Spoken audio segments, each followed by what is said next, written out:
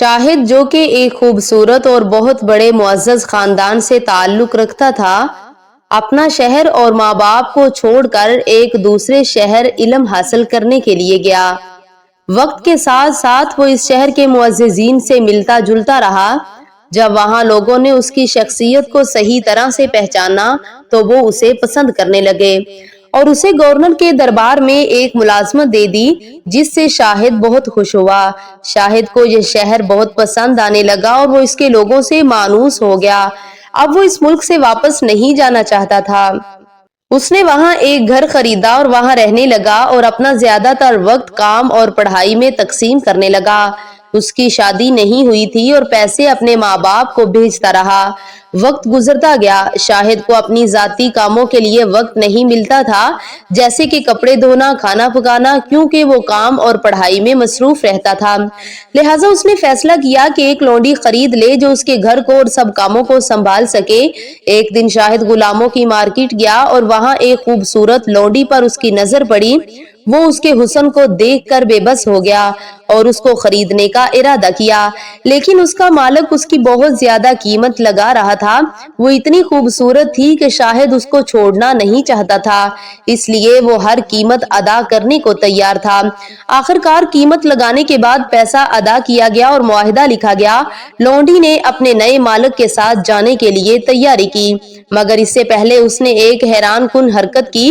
اس نے واپس جا کر غلام فروش کے منہ پر زور سے تھپڑ مارا، جس سے اس کی آنکھیں پھٹی کی پھٹی رہ گئی۔ سب لوگ حیران رہ گئے کہ یہ کیا ماجرا ہے، اور غلام فروش غصے میں آ کر بدلہ لینے کے لیے آگے بڑھا، لیکن شاہد نے اس کے اور لونڈی کے بیچ میں کھڑا ہو کر کہا کہ وہ اب اس کا مالک نہیں ہے اور صرف نیا مالک ہی اس کے ساتھ کوئی بھی معاملہ کر سکتا ہے، اس لیے پیچھے ہٹ جاؤ۔ غلام فروش نے شاہد سے درخواست کی کہ وہ کسی بھی قیمت پر لونڈی واپس دے دے۔ اس کے لیے وہ دگنی رقم دینے کو تیار تھا، مگر شاہد نے انکار کر دیا اور کہا کہ اب ایسا ہرگز نہیں ہو سکتا، اور اسے نصیحت کی کہ وہ اس واقعے کو بھول جائے، ورنہ لوگ اس کے بارے میں باتیں کریں گے اور وہ سب کے لیے مذاق بن جائے گا۔ شاہد خوبصورت لونڈی کو لے کر اپنے گھر پہنچا۔ اس نے لونڈی سے کہا کہ پھر پہلے نہا لے۔ اس نے نہا دھو کر خوشبو لگائی، اب تو وہ پہلے سے بھی زیادہ خوبصورت لگ رہی تھی۔ اس نے کھانا تیار کیا اور وہ دونوں ایک ساتھ کھانا کھانے بیٹھے۔ لونڈی نے مسکراتے ہوئے شاہد کی طرف دیکھا اور ان کے درمیان کی بے چینی ختم ہو گئی۔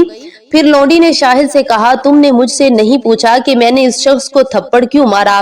نوجوان نے جواب دیا، جواب میں نے پہلے ہی جان لیا ہے اور مجھے یقین ہے کہ تم نے تھپڑ بدلہ لینے کے لیے مارا ہے، نہ کہ زیادتی کے لیے۔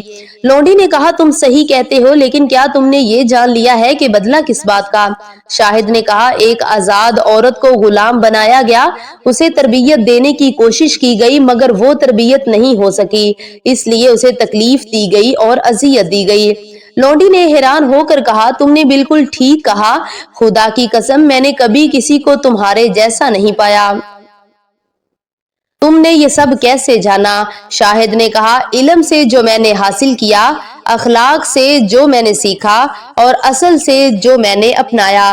لونڈی نے کہا، کیا ان تینوں نے تمہیں غلامی کے درد اور ذلت کے بارے میں بتایا؟ شاہد نے بے تردد جواب دیا، جاؤ تم آزاد ہو۔ لونڈی گھر سے باہر نکلی اور آزاد ہو گئی۔ اس کے جانے کے بعد دروازے پر دستک ہوئی تو شاہد نے دروازہ کھولا۔ سامنے وہ خوبصورت لونڈی کو دیکھ کر حیران ہوا اور پوچھا کہ میں نے ابھی تمہیں آزاد کیا اور پھر میرے پاس واپس آ گئی۔ لونڈی نے کہا، میں اپنے ساتھ ایک بزرگ اور 2 گواہوں کو لے کر آئی ہوں۔ اس لونڈی نے کہا، وہ احمق ہے جو تمہیں جان کر بھی تم سے دستبردار ہو جائے، اور میں نے خود کو تمہارے نکاح میں دے دیا۔